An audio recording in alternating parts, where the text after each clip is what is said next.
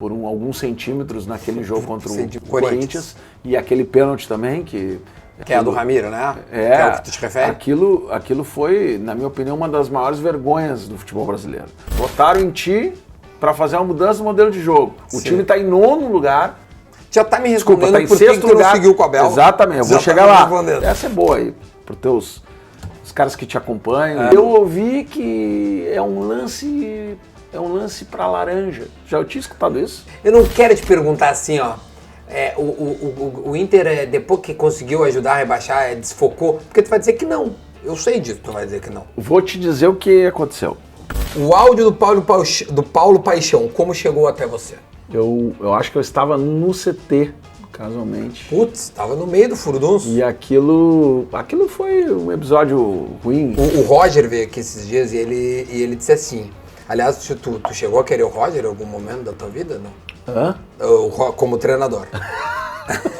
Alessandro, uma das coisas que eu quero assumir o compromisso contigo é isso, né? O Internacional vai abrir as portas para que tu possa fazer a tua despedida do futebol dentro do gramado com o Beira-Rio lotado, né? E a gente vai fazer isso.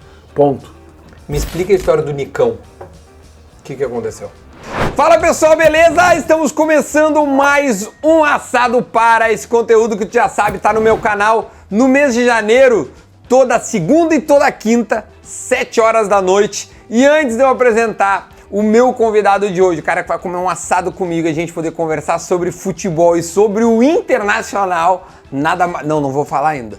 Tu que tá aí me vendo, tem que se inscrever no canal pra gente poder estourar o Brasil todo, que eu tenho certeza, esse é o assado que os caras vão ficar picotando o meu negócio e vão ficar espalhando, vai dizer, não. Então eu já vou avisar agora, te inscreve no canal, dá o like, deixa teu comentário e é o seguinte, quiser pegar uma parte, vai no canal dos cortes. Rafa, bota o endereço no canal de cortes e já te inscreve no canal de cortes também, tá? Porque hoje o assado tá muito especial, porque olha, esse time é o time que me incomoda e o time que me incomodou no ano passado. E nós vamos entender como é que foi o ano passado desse time e como será o ano de 2022 com ninguém mais, ninguém menos que o presidente do clube.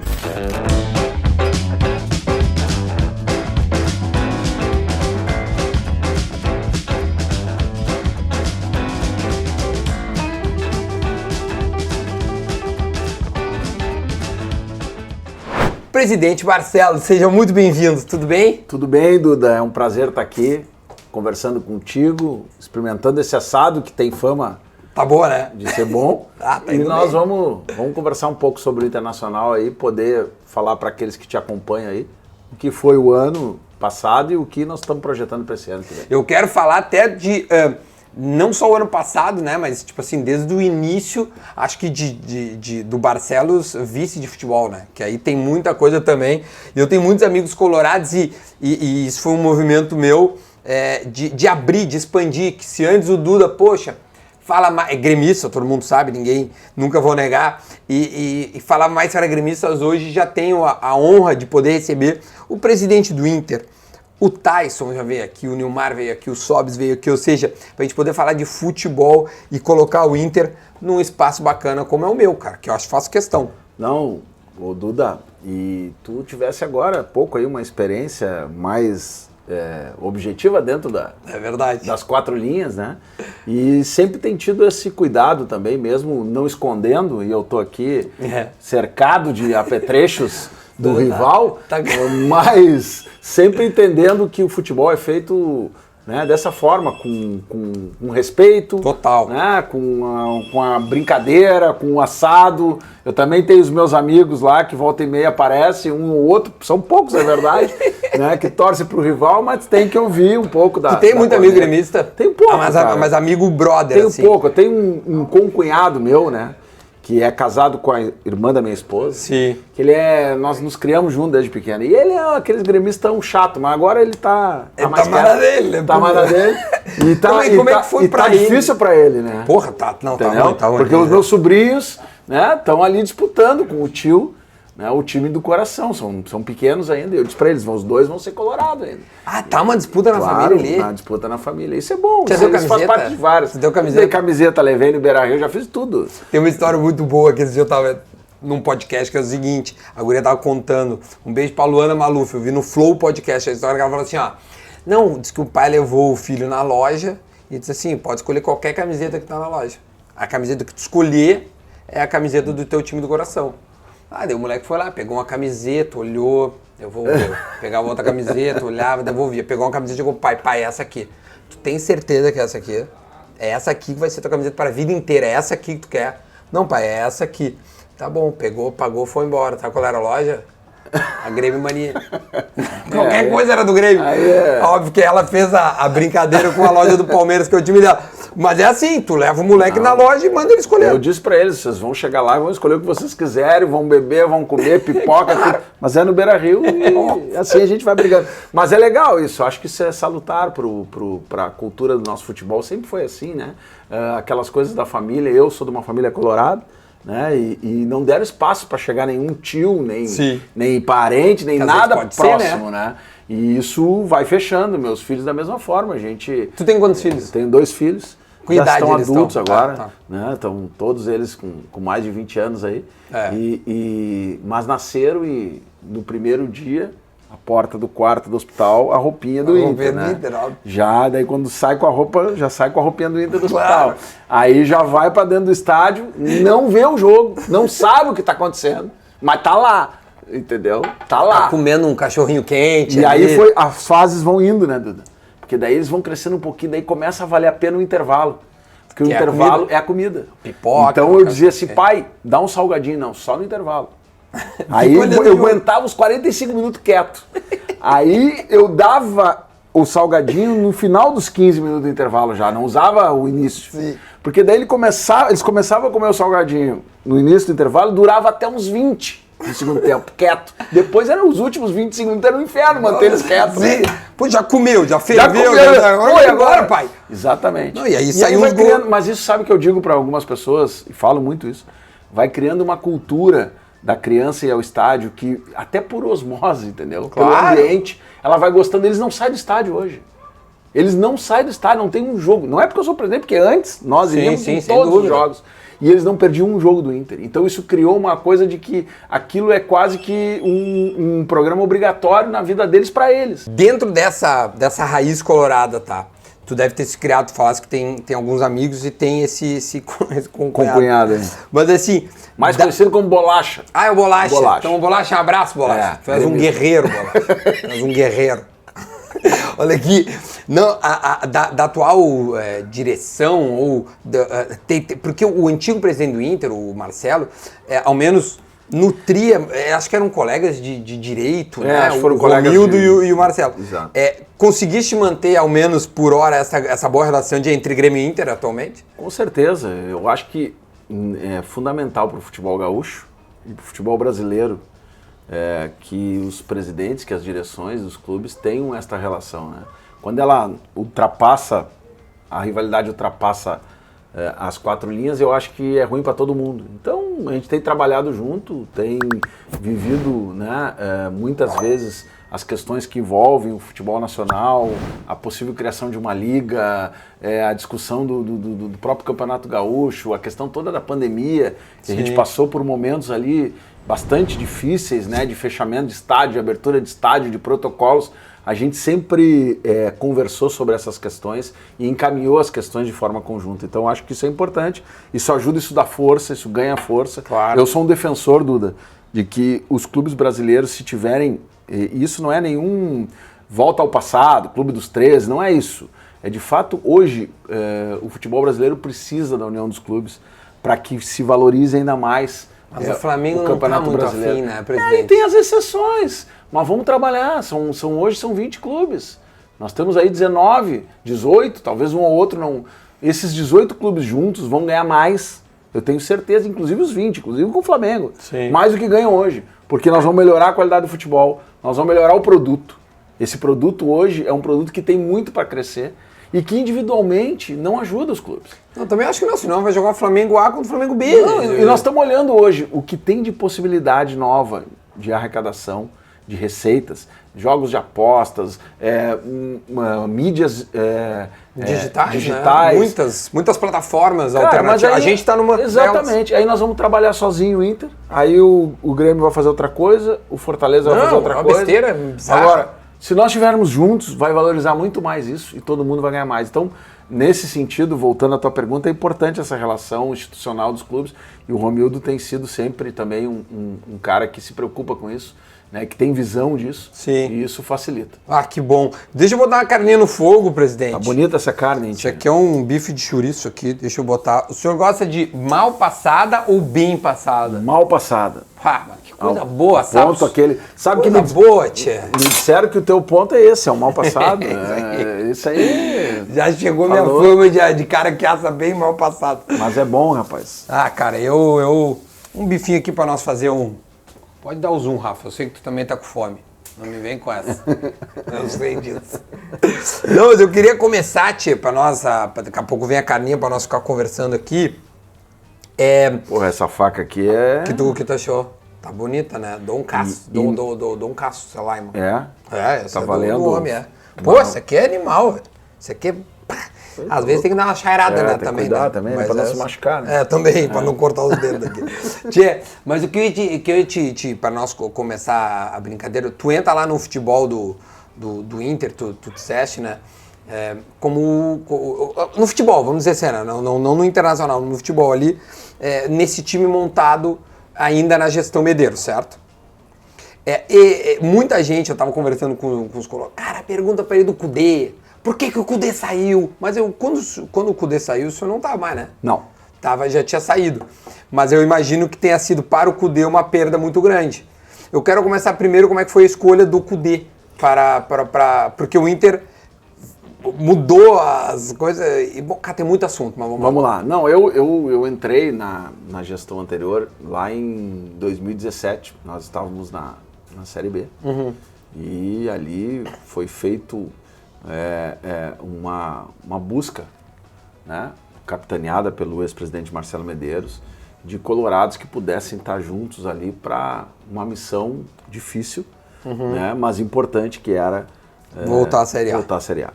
E ali a gente assume o clube, uma situação difícil financeiramente também, e eu entro na área da administração e finanças. Trabalhei ali 3 anos e no início de 2020 eu fui convidado para, na verdade, em dezembro de 2019, fui convidado para assumir o futebol. Já tinha sido feita a escolha do Eduardo Cudê para a próxima temporada. Pelo Melo, enfim, pela equipe que estava lá. O vice-presidente era Roberto Melo e tinha toda uma equipe. O Adauri era o diretor de futebol e a sua equipe técnica, enfim, os executivos, Rodrigo Caetano e a turma toda. Mas eu assumo então em dezembro, fui convidado, inicio o trabalho em janeiro, cheguei junto com o Cudê, né, e montamos ali a equipe de 2020. Tiveram 35 saídas de jogadores, mais ou menos, né. Nós terminamos com a equipe de transição, o time B, né, que também era um projeto nosso ali naquele momento, porque entendíamos que o Internacional tinha sido, inclusive, campeão 2 vezes brasileiro aspirante e nenhum jogador foi revelado para o time profissional. Né? Então nós vimos ali também uma oportunidade, visto que a gente olha para o mercado hoje, cada vez mais jovens os jogadores estão figurando nas equipes principais, de fazer um processo, né, de encurtamento disso e trabalhar. E foi isso que montamos o time. Em setembro eu saio. Nós estávamos naquele momento liderando ou em segundo lugar no Campeonato Brasileiro. Nós estávamos disputando ainda, né, as competições, tanto Copa do Brasil quanto Libertadores. Mas por questões muito relacionadas à gestão, à política do clube, acabei me afastando. E logo depois fui convidado por um grupo de colorados para ser candidato à presidência. E o Cudê sai depois. E o Cudê sai depois. Né? O Cudê sai mais ou menos um mês depois, eu não me lembro bem a data, assim, não tenho isso na minha cabeça como os dias, né? Quantos dias. Mas um mês depois sai o Cudê, e aí se busca o Abel. Né? O Abel chega, faz um trabalho, ali naquela mudança a gente acaba sendo desclassificado da Libertadores pelo Boca e da Copa do Brasil pelo América Mineiro. Isso. E o Abel, então, faz um trabalho do Campeonato Brasileiro e chega em dezembro. E eu ganho a eleição e assumo dia 1º de janeiro. E naquele momento, primeiro, tinha um processo eleitoral onde se apresentou uma proposta de mudança na forma de fazer o futebol, de jogar, enfim, de construção de um novo modelo de jogo. E aí tem que tomar uma decisão. E nós estamos no meio do Campeonato Brasileiro. E é a primeira vez que isso acontece, ou a primeira, parece que aconteceu um outro ano, eu não lembro bem agora quando foi, mas de fato, né, uma eleição no meio de uma temporada. E o Inter liderando. Não, aí é que tá, o Inter era 6º lugar, com o Abel ali, mas ele 9 pontos do líder. Sim, mas foi quando o Inter resolve ganhar quase todos os jogos seguidos ali. Aí nós tinham ganho 2 ou 3 partidas seguidas. Ainda da sequência muito grande. Das 11. Sim. E ali nós tivemos que tomar a decisão. E ali nós tínhamos a legitimidade das urnas de fazer uma mudança, mas a responsabilidade com o Inter e com o clube de não atrapalhar o que poderia dar certo ainda. Ou não. Tá, mas sabia. Mas as urnas refletiam o passado, né? Sim, e tu tem razão. O que eu estou dizendo é o seguinte, que em relação ao processo eleitoral se tinha expectativa dos sócios de uma mudança. Perfeito, tá. E aí chegou ali no dia 1º, tem que tomar a decisão. Né? Votaram em ti para fazer uma mudança no modelo de jogo. O time está em 9º lugar. Já está me respondendo tá em por que 6º lugar. Não seguiu com o Abel. Exatamente, eu vou chegar lá. A 6 pontos, né? A 9 pontos do líder. E a gente vai para dentro do vestiário e vê que o ambiente é um ambiente que é bom. Muito bom. E isso faz com que a gente imediatamente, né, tome a decisão. Cara, difícil, hein? De manter o treinador, né, e de dar a ele a condição de terminar o Campeonato Brasileiro. E ali a gente foi conseguindo vitórias atrás de vitórias, fruto do trabalho evidentemente feito para trás. Sim. E a gente tem que reconhecer isso, né? Tem que reconhecer em todos os sentidos, de todo. E também da decisão que se foi tomada naquele momento, porque ela poderia ter sido, talvez se a gente tivesse mais preocupação... Mas tu tinha um plano B na tua cabeça? Não tinha plano B naquele momento, porque a gente estava trabalhando com a hipótese de ganhar o Campeonato Brasileiro. Sim. E para ganhar o Campeonato Brasileiro naquele momento ali, faltando 10, 11 rodadas, 12 rodadas, uma mudança não ajudaria a gente a fazer a arrancada. Sei lá, uma vaga em Libertadores, por exemplo, mas era algo grande. Estava próximo, né? Que estava próximo. Mas assim... E aí ali, só para terminar o raciocínio, a gente avança, faz esse conjunto de vitórias e por alguns centímetros naquele jogo contra o Corinthians. E aquele pênalti também, que é a do Ramiro, né? Que é o que tu te refere? Aquilo foi, na minha opinião, uma das maiores vergonhas do futebol brasileiro. E eu falo isso, já passou, não vai mudar nada mais, mas a gente tem que registrar, porque ali nós tivemos 2 problemas. O primeiro, que aquele lance marcado pênalti pelo juiz e anulado pelo VAR, não foi na mesma decisão em vários jogos depois, com os mesmo lance. Carrinho que tá de apoio, não tá de apoio. Moisés vai invadir a grande área, o Yuri pediu, bola cruzada para trás e é pênalti! Pênalti pro Internacional! Esse lance de apoio é um inferno. O cara arrasta a mão, ele não tá de apoio, ele arrasta a bola com a mão. Mas pior do que isso, né? Que a jogada... Quando acontece isso, ela vai para o pé do nosso jogador. E tem 3 na área contra... E a chance de gol era grande. E o juiz marca pênalti e para a jogada. Então, se ele também não marca pênalti, a chance de gol era gigante. Existir. Então, ali fomos prejudicar. Depois teve discussão de um lance do goleiro que largou e o Abel... no final do jogo também. Enfim, coisas que acontecem... Aí acho que o Zé Rafael, acho que... Não... O gurizão que chuta longe. Assim, Zé Gabriel. Zé Gabriel. Blum. Depois, na volta. Na volta que ele deixa a bola. Então, ali foi um lance que ele perdeu. Mas então, essas questões que aconteceram e a gente perde um Campeonato Brasileiro no detalhe, né? E aí sim resolve fazer as mudanças que, infelizmente, não deram certo. Né? O que prova, por um lado, que nós acertamos e não ter mudado antes. Sim. E que prova também, de forma bastante tranquila isso, que a gente errou naquela mudança, na escolha, não pela pessoa. Eu queria chegar nessa... Aí tem algumas coisas legais que dá pra dar um zoom, sabe? Primeiro no do lance do Edenilson, que antes aqui fora do ar a gente tava falando que foi por centímetros, não sei o quê. Aquilo ali, o Denis Abraão tava aqui e tava falando sobre a linha, tá? E reclamou muito nesse ano que o Grêmio caiu, que a linha Ele falou uma coisa interessante que eu nunca tinha ouvido assim. A linha da grande área tem 10 centímetros, a linha do VAR tem 1 centímetro. Eu não sei se você já ouviu isso, ao menos internamente. Essa linha não existe. Concordo. Essa linha é uma vergonha. Eu estou falando aqui como presidente de um clube gigante, centenário, mas eu já disse isso para várias pessoas que fazem arbitragem, inclusive, então não tem nenhum problema estar dizendo aqui para ti.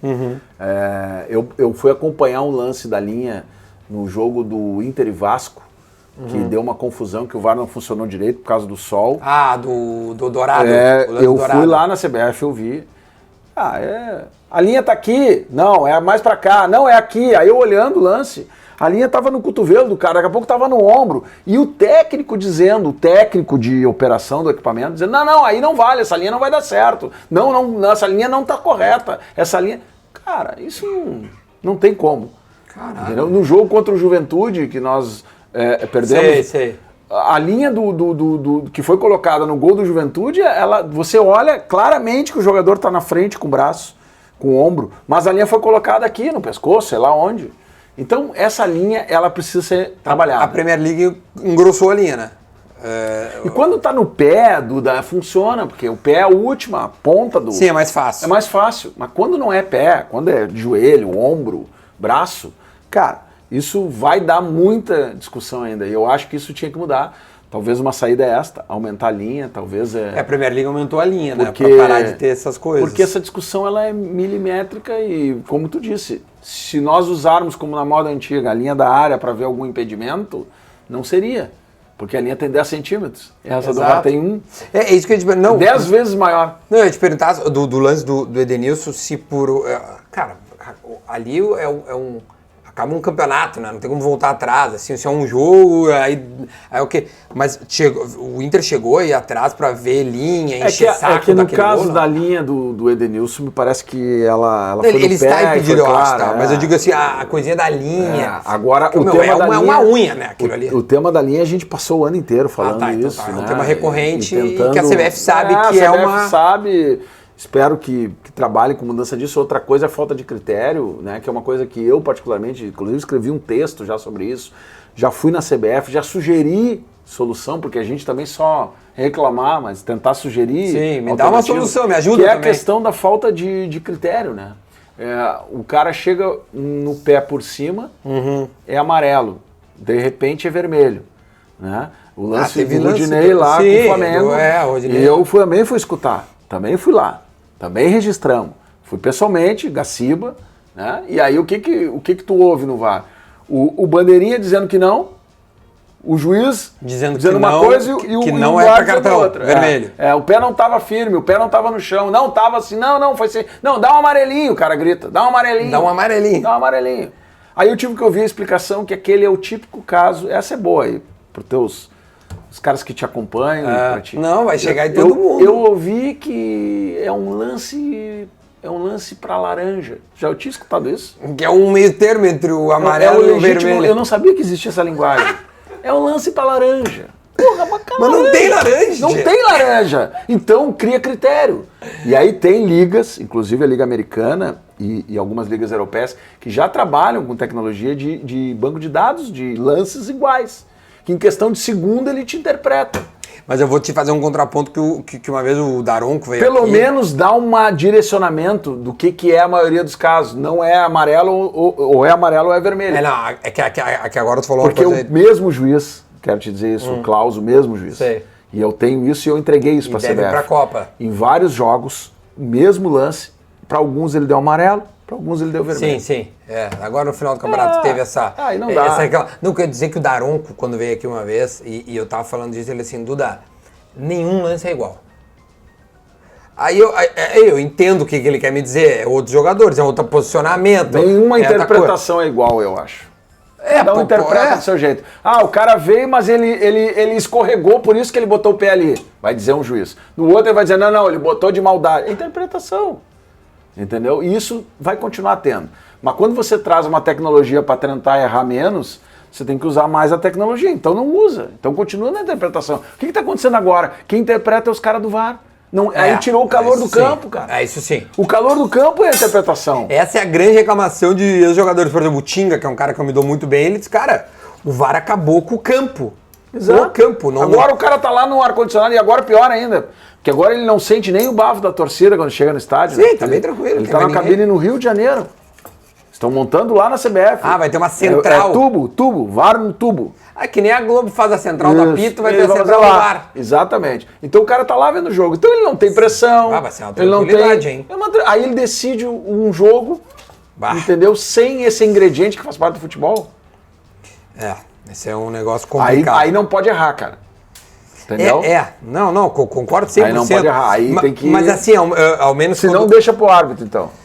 Ao menos o árbitro tava ali no meio do furdúncio e dá pra gente absolver porque ele é um ser humano, não. Mas ele errou ali no meio do... Tu tá usando tecnologia, tá olhando... Outra coisa, eles dão uma câmera lenta no troço. Pra alguns lances, eles dão um zoom na perna que perde toda a noção de como que o cara tava. Sim. O cara escorregou e tropeçou e foi e bateu no cara. Não, isso não aparece só... Um aperto de mão, se eu fizer assim, em câmera rápida com o seu braço, que eu te agredia.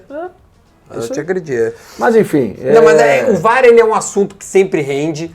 A gente entrou ali... essa é uma carninha, por gentileza. Eu gostaria que tu experimentasse. Tá bem no ponto, hein, tio? Eu achei aqui. Bem maciazinha. Muito boa. Chouriço, gente. Muito boa. Fim de chouriço. Parabéns. Bom, né? Boa demais. Eu tenho medo. Tu achou que eu botei muito sal na prova? Não, tá bom. Aguinha, tá bacana. A gente chegou no título ali, tu começou a me responder do Abel. Era convicção, então, Ramires. Porque o Abel se fez convicção, né? Porque ele construiu a sua... Mas o não mantimento do Abel, foi difícil demitir o Abel naquele momento? Ou já era muito nítido para vocês que o Ramires viria? O Abel ele é o maior treinador da história do Internacional. Também esse é um outro ingrediente, né? O maior treinador da história do Internacional. E a gente, quando assume, né? Tem essa decisão tomada e um respeito e uma condição de trabalho dada ao Abel e à sua equipe, que não podia ser diferente, né? De realizar.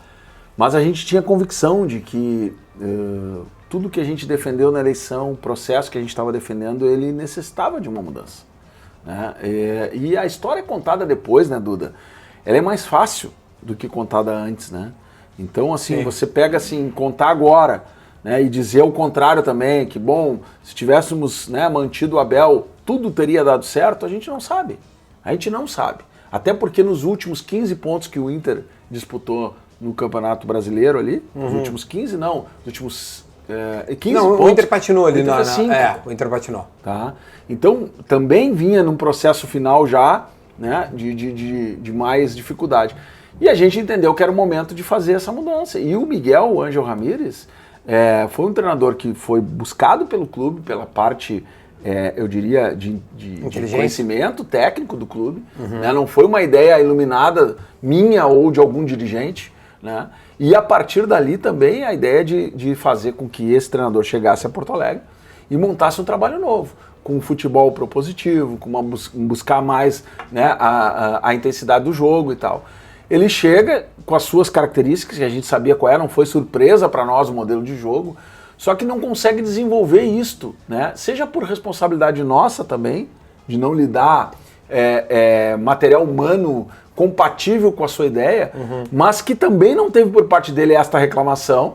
É importante que se registre isso. E pelo contrário, né, uma tentativa... Porque o Cudê largava umas letras, né? Uma tentativa... Entre nós aqui, né? Não, o Cudê era um cara que tinha exigência de algumas coisas. Grupo curto, ele gritava.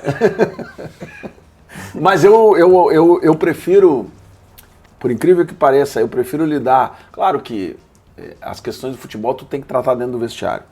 Né? Tu não deve tratar elas publicamente e tu sabe bem disso. Mas eu prefiro um treinador que dê trabalho, mas que... Sim, que te exige. Que quer mudança, que quer ganhar, que não se acomoda, do que um treinador que daqui a pouco, né, para manter o seu status ali, fica tendo uma relação. Então, o Cudê era um cara que dava trabalho, muito trabalho. Deixa eu fazer mas era um cara que trabalhava muito. Deixa eu só fazer um parênteses no Cudê. Eu não sei porque o Cudê saiu. Tu já descobriu por que o Cudê saiu? Não sei. Mas nunca, tu não tem curiosidade? Eu, que sou gremista, tenho curiosidade. Tenho, mas eu acho que quem tem que falar isso é ele. Né? ele que tem que falar. Enfim, as questões públicas que tem, né, foram ditas pela versão da direção. Diz que ele tinha lá umas diferenças ali com algumas pessoas ali que trabalhavam lá e tal, e isso dificultava, e ele quer saber... Comer um... Pô, pelo amor de Deus. E ele foi lá e resolveu pedir as contas. Eu pergunto isso, Tchê, porque eu fiz ali, peguei a palavra, porque, Tchê, ele despertou um amor e ódio aqui em Porto Alegre, né? Ele realmente fez um trabalho que foi diferente em alguns aspectos. Mas ele tinha umas convicções que eram estranhas, né? Tipo assim, eu lembro que deixava o Moledo de lado, né? Botava um que outro cara, mas era muito fã do Musto, né? E o Musto não rendia, botava um excesso de volantes, não ganhava os Grenais, e aí não ganha o Grenal, mas em compensação fazia bons jogos em outros. Então ele realmente, cara, ele era um cara de extremos. Ele gerou essas duas opiniões bem distintas, né? Muito. E ele picou a mula, tu entende? E essa foi, na minha opinião, uma decisão equivocada por parte dele, porque nós estávamos ali, embora com dificuldades de manter o desempenho, mas nós estávamos muito bem. Nós quase que lideramos, ou ficamos entre os 3, 4 primeiros, quase todo o campeonato, até aquele momento, né? E aí houve essa ruptura, que eu acho que é um assunto que a direção tratou daquela forma mesmo, né? Buscando uma reposição imediata. E o Abel, eu acho que era o cara para nos dar aquela reta final ali, talvez o mais indicado, né? Eu trago um pouco assim, óbvio que não cuidando de uma coisa ou outra, mas as decisões de direções, elas muitas vezes são mais difíceis do que parecem ser, né? Porque quem está na direção está ali no meio de um campeonato, estava em segundo lugar no Campeonato Brasileiro, com 2 decisões pela frente, uma da Copa do Brasil e 2 mata-mata. E sem treinador. Né? Então, ir buscar e achar a solução do Abel foi uma questão importante. Não, foi uma ideia boa. Até porque ele também acalma a torcida. E aí, e ainda mais porque deu certo. Também. Então, né? A gente ganha do Boca lá e eu faço essa similaridade porque nós também tivemos um momento difícil quando a gente é desclassificado da Copa do Brasil pelo Vitória. Pelo Vitória, ano passado. Pelo Vitória. E perde uma Libertadores, né? Foi depois, apesar que a Libertadores foi depois, mas sai contra o Vitória, né? Toma 5-1 do Fortaleza. A gente também viu que o seguinte, que por mais que tenha que se dar, e os trabalhos no Brasil, e eu sou um que defendo, devem ser de mais tempo, a gente viu ali que não teríamos um avanço na condição do futebol com o comando do Miguel. E a gente tomou uma decisão de mudar. E aí mudar, naquele momento, tinha que ser para algo que nos trouxesse estabilidade. Por quê? Porque era insistir no mesmo erro, talvez, né? No meio de uma temporada onde você não vai conseguir montar um time novo, não vai conseguir trocar jogador. E a vinda do Diego foi nessas circunstâncias, né? Para que ele pudesse chegar, um cara que já conhecia o clube, o ambiente do clube, a torcida, enfim, a nossa... ele fez em 2015 bom aqui, né? E ele iniciou muito bem, entendeu? Nós tivemos, eu considero que a desclassificação pro Olímpia, ao contrário das outras, foi um acidente de percurso. Porque nós jogamos 4 partidas com o Olímpia e não perdemos nenhuma. E a última partida... Tem uma goleada. Última partida que nós jogamos, que nós somos desclassificados, que foi pros pênaltis, nós tivemos o maior número de chances de gol, acho, do ano, numa partida. Né? Então ali foi uma superioridade, mas coisas do futebol que a gente já viu. Representou o gol ali.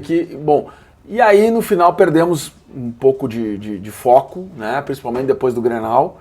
Mas eu quero chegar nesse assunto. E aí as coisas aconteceram e a gente acabou tomando a decisão também de iniciar, aí sim, com uma pré-temporada, só vou terminar aqui, com uma pré-temporada, com tempo para fazer as modificações que tem que se fazer, com um novo trabalho que é a chegada do Medina. Então, um pouco da história aí, geral. Agora a gente pode dar um zoom. Boa! O presidente é muito bom, né? À toa que é político. Aliás, eu fui pesquisar a tua vida pregressa, porque eu me preparei, né? Tia, tu inventasse a Blitz da lei seca. Essa parte tu não precisava. Porque não é possível, tia. Contar pros caras que gostam de fazer coisa... Então quer... Não, mas tamo bem. Tá, mas não é que tu inventou, mas sei lá, tu aplicou... Eu tenho orgulho disso. Cara, é uma puta de uma ideia interessante. Parabéns, tu salvasse muitas vidas. Eu tenho orgulho. Tô te falando sério. Não, eu tenho orgulho disso. Se tu inventa a lei seca, que é o cara que obriga a dar o bafômetro na pessoa, tu salvou milhares de pessoas. De tudo. E olha que o futebol traz emoção pra gente, Duda. O futebol mexe com a gente. Mas beber e dirigir é pior. Não, mas eu vou te dizer uma coisa, o futebol mexe com a gente, mexe com emoção, mexe com paixão, você se emociona, você chora, você Mas uma das maiores emoções que eu tive na minha vida foi no auge ali do Balada Segura. A gente criou isso em janeiro de 2011. E como isso é importante para tudo na vida, né? Para você deixar um legado independente de quem fez ou quem não fez, de partido político, de governo. Foi em 2011, nós estamos em 2021. E até hoje Existe? Com 5 governos diferentes, Porque era uma boa ideia, entendeu? Porque a ideia foi boa. E tem que se manter as coisas que são boas. Cara, Balada Segura. E aí, cara, a maior emoção, uma das maiores emoções minhas foi quando eu estava no shopping, _shopping, e uma senhora me reconheceu e veio me abraçar, chorando, e dizendo que eu tinha salvado a vida da filha dela. Olha aí, ó. Porque a filha não saía mais de carro de noite, pegava Uber, ou seja lá o que for, ou ônibus, ônibus não, mas táxi, né? E aquilo para ela devolveu o sono dela de noite. Segurança. Porque ela não dormia de noite quando a filha saía. Então, isso é um reconhecimento que ficou. E aí, quando você olha os números, que aí não tem, e as estatísticas, e vê, claro que não foi um trabalho único, nem tem muita coisa que se conscientizou e que melhorou, né? Mas tu vê ali uma contribuição de alguma coisa que tu deixou para a sociedade, claro. Vale muito a pena, entendeu? Independentemente, né, dos parceiros do cara, que às vezes pega o cara e diz, pô, foi tu, né? Tu que inventou, né? Os caras ficam meio... Mas é isso mesmo, eu digo, cara, uma vida que se salve já valeu a pena. Mas como é que foi, assim? Tu pensou, cara, nós precisávamos de alguma forma que essa rapaziada se conscientizasse. Foi assim, cara, em 2011 eu fui convidado para ser presidente do Detran. E foi logo depois daquela confusão no Detran lá, que teve uma roubalheira. Sim, teve um problema no Detran. Grande. Eu lembro. E aí eu pensei assim, cara, o Detran é um órgão de trânsito. Ele tem que fazer segurança no trânsito. E ele tem que sair das páginas policiais e ir para as páginas de trânsito, salvar a vida. Nós temos que mudar a foto, mudar a página. E tinha no Rio de Janeiro a famosa lei seca. Uns balão. Uns balão, é exatamente o mesmo conceito. E eu fui para o Rio ver como é que funcionava. E lá no Rio a gente viu que a coisa estava séria. E as pessoas começavam... Eu fui pro hotel e quando eu fui sair, o cara disse para mim do hotel, olha, o senhor não Cuidado dirige, porque tem blitz aqui. E dito e feito, né? Onde eu passei tinha 2, 3 blitz. E a gente foi convivendo, aprendendo um pouco aquilo e trouxe para cá. Então, assim, já em fevereiro, a gente assumiu em janeiro, em fevereiro, a gente fez o seguinte, a IPTC fazia blitz, a Brigada fazia blitz, a Polícia Rodoviária Estadual, naquelas estradas estaduais, fazia blitz, a Polícia Rodoviária Federal fazia blitz. Suruba de blitz. Só que ninguém se conversava. Sim. Aí a gente sentou e chamou todo mundo. E disse o seguinte, vamos fazer uma coisa junto. Vamos dar uma cara para a operação e vamos botar o nome de todo mundo embaixo. Muito legal. Para todo mundo ser protagonista e vamos fazer uma coisa maior. E vamos centralizar as informações. Tu imagina o seguinte, e era o que acontecia. Num final de semana saía lá. Foram pegos, fiscalizados, foram fiscalizados 30 mil carros. Pô, isso dá uma ordem de grandeza do que o que adianta lá a prefeitura, não sei de onde, dizer, eu fiscalizei 11 carros, a outra eu fiscalizei 20. Soma tudo e dá um volume e começa a mostrar para as pessoas quanto por cento em número e escala está salvando de vidas. E por incrível que pareça, cara, 92% das pessoas que faziam o teste não estavam. Era 8%. A nossa ideia sempre, a minha, pelo menos de fora, era o contrário. Vai dar 80% das pessoas. Era o contrário. As pessoas, e foi aumentando esse número e diminuindo quem era pego. Então, assim, a média ficou entre 6% e 7%. E isso, tenho certeza, salvou muita gente. E a gente, eu lembro lá no Rio, teve um ator, Paulo, faz novela até hoje, me esqueci o sobrenome dele. Ele foi pego, ele parou numa blitz. E eu tava lá como observador. E aí ele chegou pros caras da blitz e disse assim, cara, eu tô fazendo uma peça no teatro aqui. E eu vou até a Barra. É a terceira blitz que eu paro, eu não bebi nada. Não dá para botar um selo aqui no meu carro para me dar passe livre das próximas, de tanta blitz que tinha, né? E da importância que os caras davam. Aí o que o cara disse por óbvio? Não, se eu te botar um selo na tua, tu vai fazer certo, mas o próximo que vai pegar o selo e vai querer... vão roubar selo. Né? Vão roubar selo. Então, essa questão da balada segura foi assim que surgiu e eu acho que salvou muitas vidas, tenho muito orgulho disso. E uso isso também para como similaridade assim para um clube de futebol, né? Então vai me perguntar, o que tem a ver isso com um clube de futebol? Tem a ver o seguinte, eu acho que a gente tem que fazer processos e coisas que fiquem nos clubes, como legado. Independente da gestão que vier, que ela possa encontrar lá coisas positivas para dar continuidade. Óbvio que vai ser a sua cara, vai mudar, o próximo que vem tem um outro pensamento, mas que a gente consiga ter coisas importantes, porque isso é o que dá orgulho pra gente. E o que hoje tu tá fazendo que pode ficar perene ao Inter? Eu diria que a gestão financeira, que é uma coisa importante.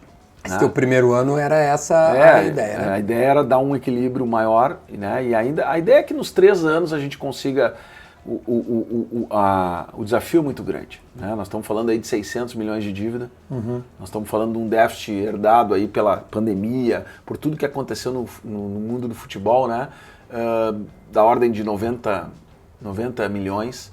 Então, reduzir, zerar e dar positivo é um processo de, no mínimo, 2, 3 anos que a gente quer fazer.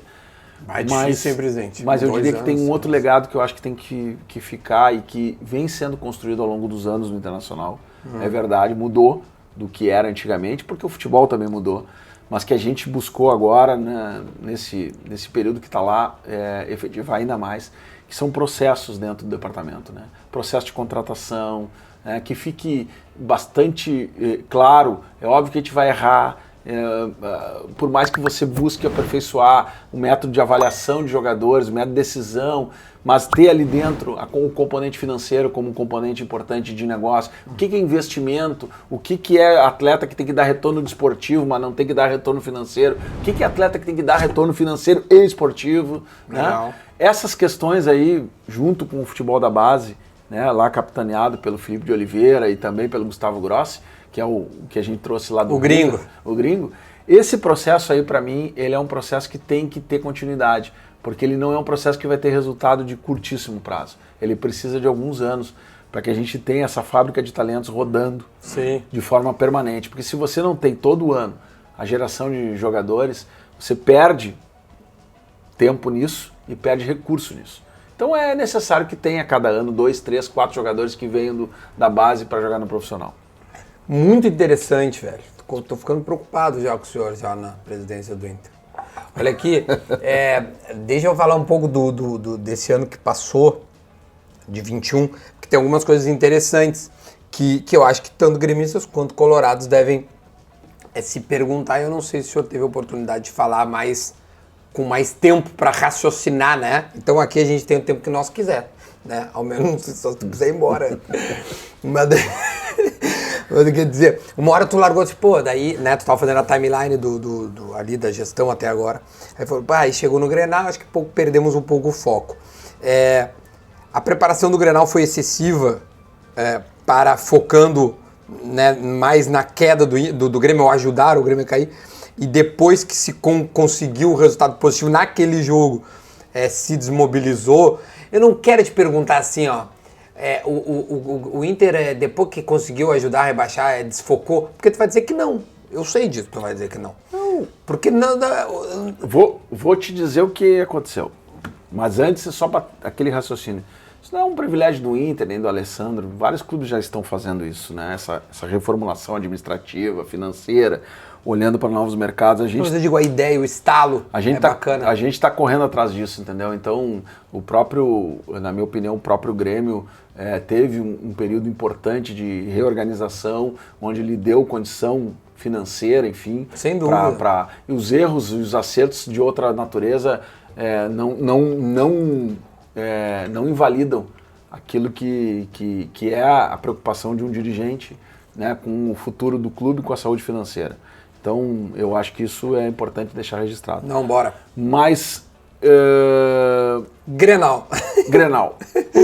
Não, isso é um negócio importante, Duda. Primeiro que o Grenal tem uma particularidade. Perfeito, concordo contigo. É fundamental que você se prepare diferente para um clássico. Isso faz parte da nossa cultura. Os dois lados fazem isso, né? E naquele momento também era o momento de nós ingressar para G6 e G4. Ali era a arrancada para garantir a vaga para a Libertadores, que era o nosso principal objetivo naquele momento. Então, a nossa condição não era só o Grenal, mas usar o Grenal como algo ao contrário, que nos alavancasse. Que nos desse a confiança para Porque, na verdade, eu vou ser um pouco mais pragmático. Eu, naquele momento, ainda... E não, tinha bastante campeonato eu até. ainda não achava que o Grêmio... Pudesse. Entendeu? Quando é que tu imaginou que o Grêmio ia cair? Quando é que o Grêmio caiu pra ti? Porque eu tenho o meu jogo. Cada pessoa tem o seu jogo. Acho que o jogo do Bahia foi um jogo... o jogo do Bahia. Foi um jogo do Bahia emblemático ali. O jogo do Bahia. Mas eu digo assim, ali não tinha. Então aquilo a gente pensava no Inter. O que eu digo é que quando desfoca é consequência daquilo. Não foi porque trabalhamos antes. Eu acho que, inclusive, o trabalho que foi feito antes foi muito bem feito. Foi tão bem feito, exatamente, foi tão bem feito. Mas eu digo assim, ó, o Daniel, o goleiro, que é bom goleiro, esse dia nas férias, eu não me lembro aonde, eu não quero ser injusto com a rádio, com o lugar, aí ele falou, poxa, acho que nós desfocamos. Ele largou uma letra assim. Isso, porque o que acontece, né? Por mais que a gente blinde o vestiário, que a gente trabalhe, as pessoas... Tem isso aqui, né? Isso aqui tá E a torcida e tudo, entendeu? Mas os jogadores, né, presidente? O Patrick pegou o caixão, o Yuri pegou coisa, tipo assim, cara, isso do jogo, não é justificado, entendeu? O que eu tô tentando dizer aqui é que isso aconteceu. Tô vendo os fatos como foram. Né? Junto com isso, né, nós tivemos ali um convite não aconteceu, mas uma sondagem do nosso treinador para ir para a seleção do Uruguai. Ah, sim, verdade. Tá? Isso, por mais que ele seja um profissional e ele sabe disso, porque a gente conversava muito com isso, e o Aguirre é um cara sensacional, né? Isso pode ter mexido também um pouco. E mexeria comigo, mexeria com qualquer um que estivesse no lugar dele, né? Porque é seleção do seu país, porque é um momento importante. Então, alguns fatores, mais ou menos, com mais intensidade ou menor intensidade, nos atrapalharam de alguma forma nessa reta final. Tivemos algumas lesões importantes, né? Tivemos a baixa ali do Yuri em alguns jogos. Isso vai... O final de um campeonato também, onde não tivemos férias. Tivemos 8 dias de férias entre uma temporada e outra. Mas, isso vai trazendo carga. Mas a má situação do Grêmio no campeonato entrava no vestiário de uma forma positiva. Aí já é um pensamento meu. E acho que o jogador relaxa involuntariamente, dizendo assim... Cara, já fizemos o que a gente tinha que fazer em termos de rival, porque a única hora que o Inter podia cravar o Grêmio era num Grenal, porque senão era só ficar secando na TV. Fizeram. Aí depois, quando o Grêmio vai perdendo, o Inter vai...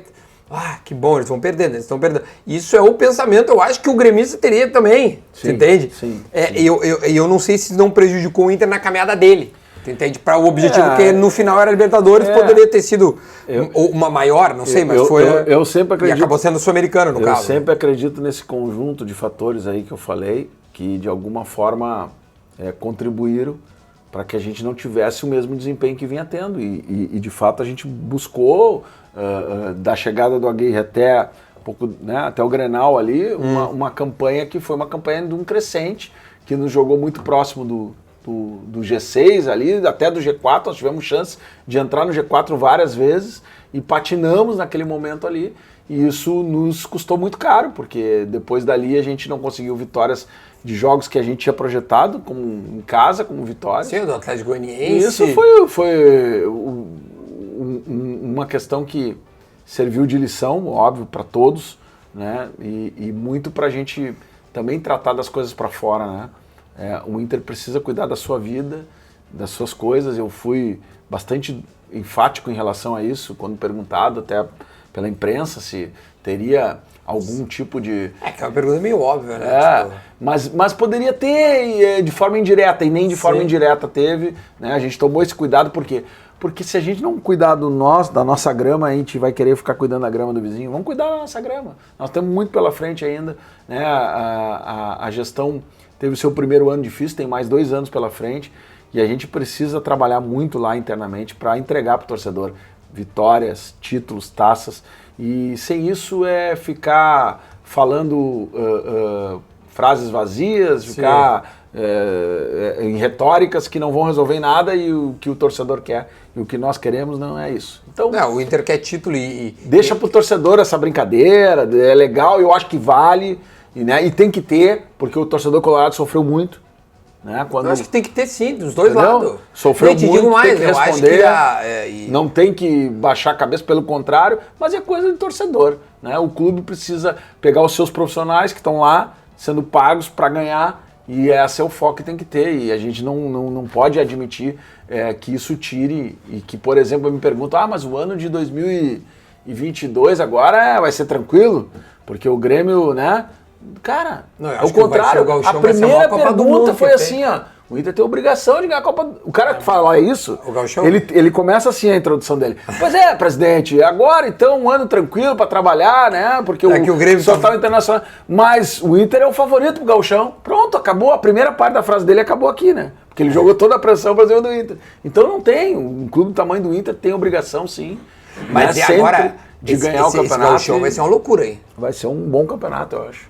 Não, mas vai ser uma loucura pelo contexto. O Juventude bem, né? Porque se manteve e pelo jeito vai se reforçar, porque sabe que o primeiro ano seria de manutenção e conseguiu. Conseguiu.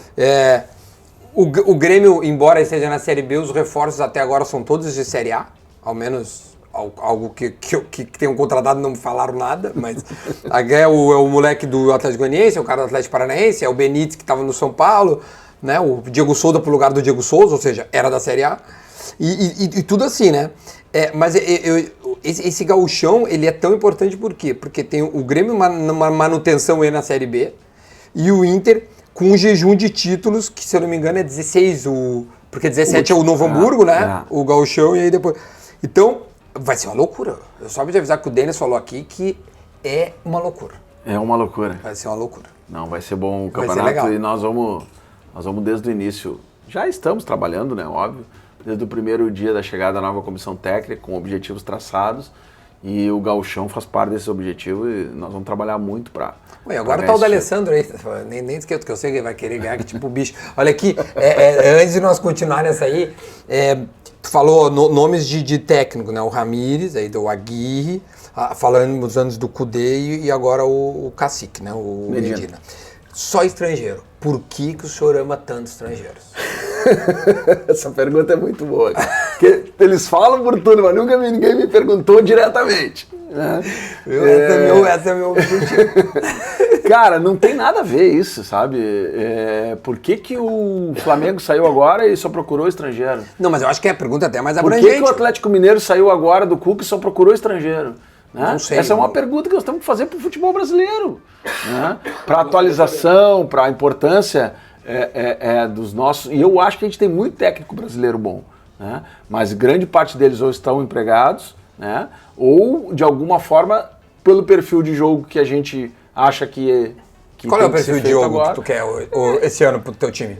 O nosso perfil permanece o mesmo que foi discutido, traçado lá em 2020 para a eleição de 21. Nós tivemos uma transição rápida. Transição rápida, intensidade, protagonismo do jogo e isso a gente entende. Né?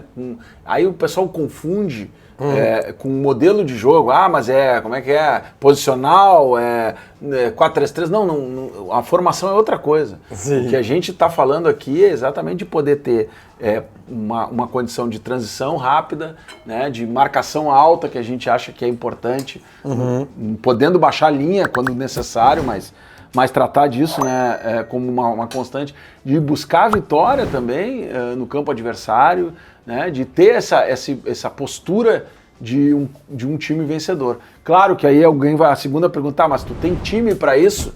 Bom, nós precisamos construir e estamos fazendo isso. Presidente, tu está sendo muito entrevistado, porque tu já sabe tudo que os caras te perguntam. Mas é que essas coisas são repetidas, né? E quando repete, tu já vai te preparando para o que vem, né? Eu fiz uma pergunta, o presidente respondeu, se perguntou, respondeu, e eu iria te perguntar isso. Então, é bem isso. Tem time para isso? Tem time. Então, tu tem time para... Mas, por exemplo, eu vou te fazer uma outra pergunta, tá? Desculpa se eu te interrompi. Não, mas tá bem, tá bem. O Roger veio aqui esses dias e ele disse assim... Aliás, tu chegou a querer o Roger em algum momento da tua vida, não? Como treinador. Não, Roger... Porque especularam, né, muito o Roger. Vários treinadores a gente ouviu, a gente conversou, a gente sondou. É aquilo que eu te disse, às vezes não é a questão do treinador ser melhor ou pior, é a questão de se encaixar naquilo que tu quer fazer. E aí, se tu sabe o que tu quer fazer, às vezes um treinador não se encaixa. Mas esse negócio do treinador estrangeiro, o que me parece, assim, ouvindo muita gente, eu fazendo aqui, ouvindo as coisas, é que assim, os clubes não querem mais ficar apostando em treinador brasileiro, tu entende? Eu quero foda, eu quero que vai me resolver o problema, entendeu? O brasileiro que me resolve o problema, hoje em dia, sei lá, o Cuca poucos, hein? Só pra te avisar, olhar poucos. O Palmeiras, treinador estrangeiro. O Abel lá. Fortaleza, treinador estrangeiro.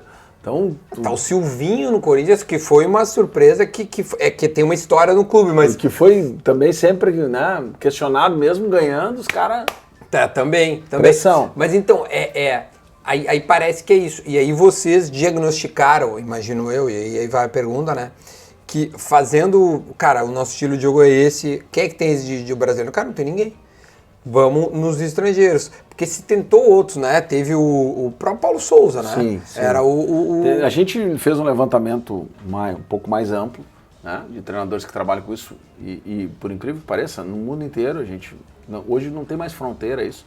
Tá aí o treinador agora escolhido pelo Atlético Mineiro, né? Que treinava... turco. E a partir dali a gente foi fazendo, então, um trabalho de... Um funil. Diante daquilo, condições financeiras, onde estava, para sair não dá, multa, pum. Você chega em alguns nomes, né? E ali a gente começou a fazer algumas entrevistas, né? Conversar com os treinadores, entender o modelo de jogo dos treinadores, embora todo o relatório produzido com lances de jogo, com tudo que tu imagina.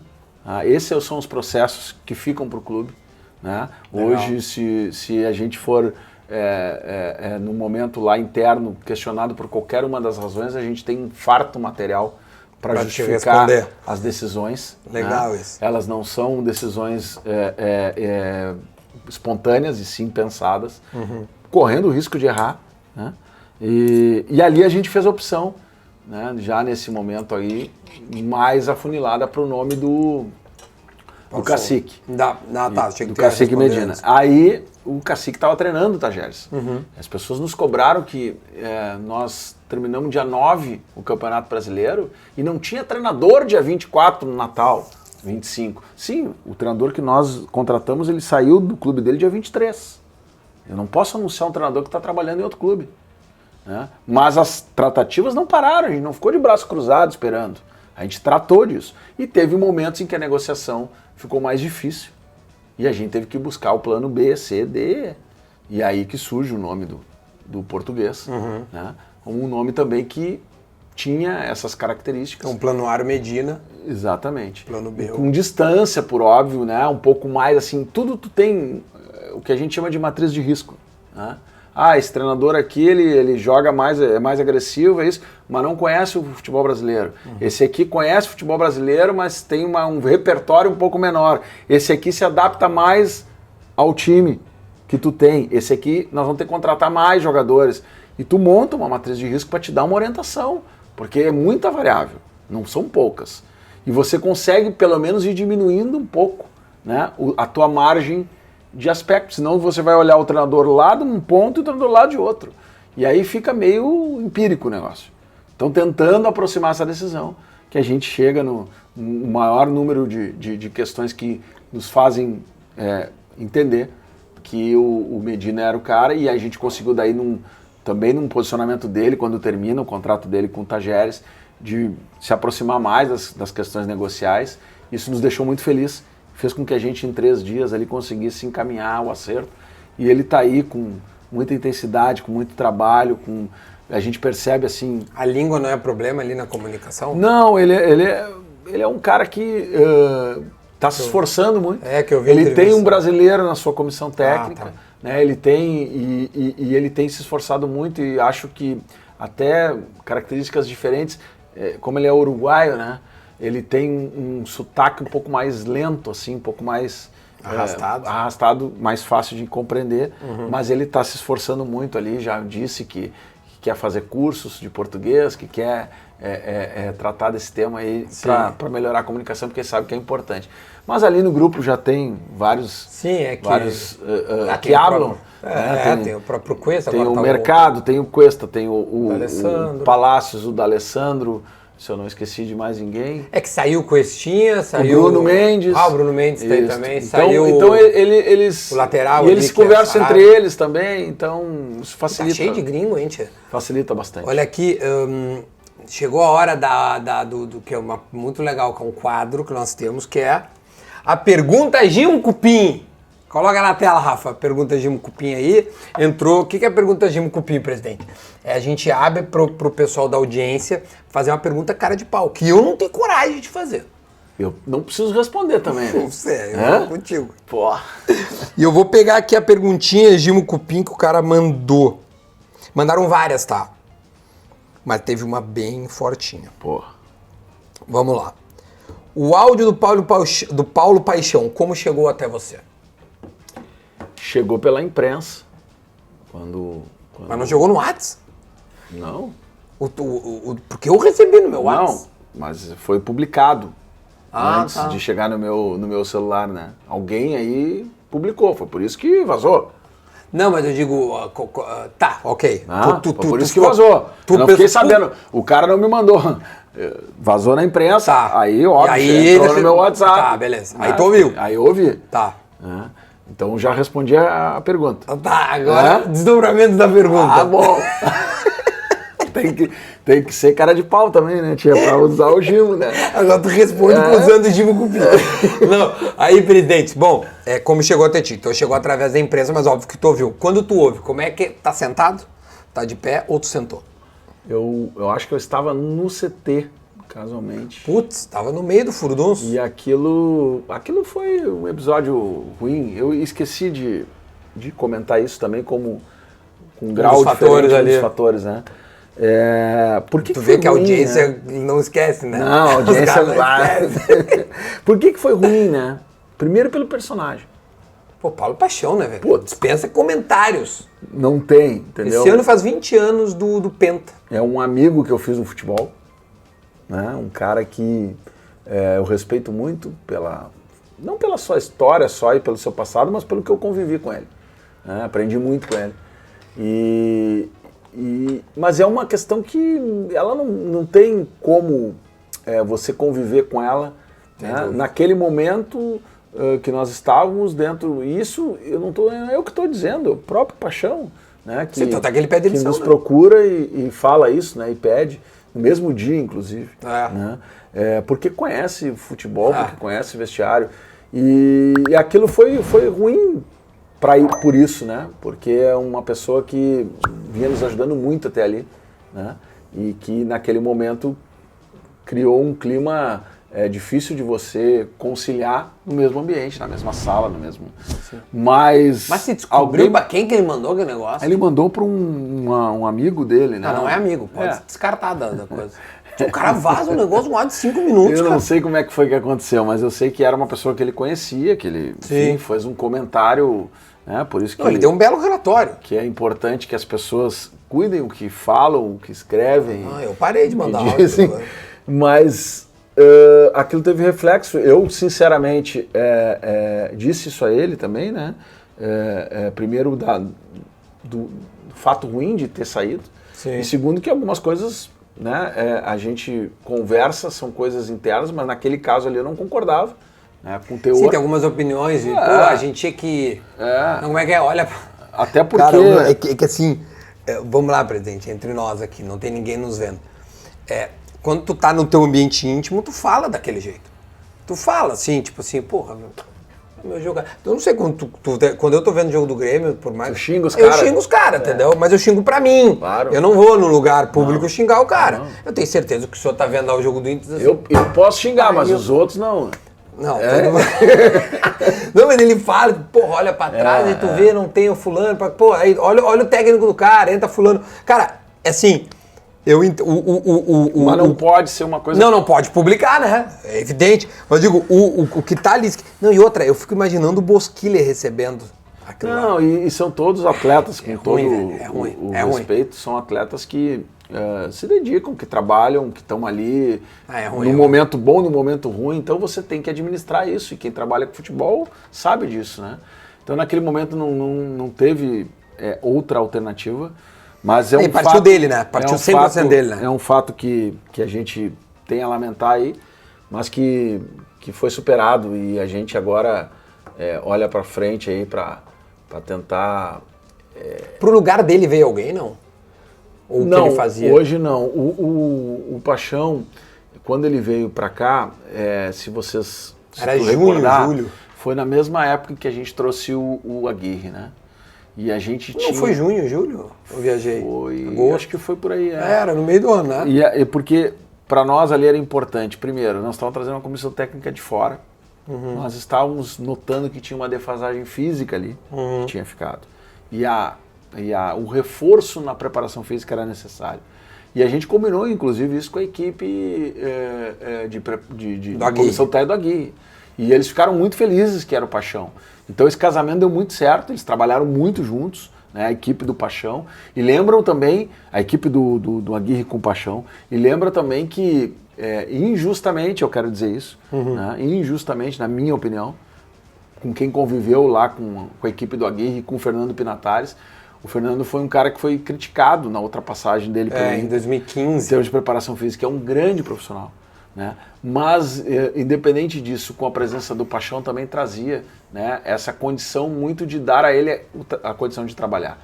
E o Paixão fez isso muito bem, casou ali com a metodologia, com o trabalho, e eu tenho certeza que funcionou bem e que o Pinatares conseguiu, né, fazer o seu trabalho de forma tranquila, né, como ele sempre tinha feito nas outras vezes. Sim. Era um estudioso, a gente pegava avião, olhava, ele estava lá com as teses de doutorado, com novas metodologias disso, daquilo, um cara muito, muito, muito atualizado. Ele passou pelo Galo e pelo São Paulo depois, um cara né? Então, o futebol brasileiro não era uma novidade. Exatamente, também. Eu acho que um cara que deixou aí importante legado, e faço isso para recuperar esse tema, porque faz parte também do contexto em que o Paixão chegou, mas óbvio que o Paixão, com a sua experiência, com a sua qualidade, com a sua forma de lidar com os jogadores e com o vestiário, ele é multifuncional, né? Ele vai além da preparação.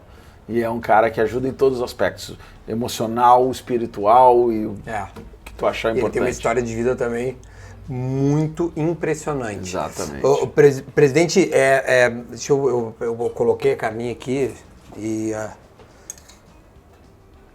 Tá com fome ainda ou não? Não, tá bem, tamo bem. Um amigo dele convidou ele pra comer, ele disse, não, vou comer um assado com o Duda. Então tem que botar carne pro homem.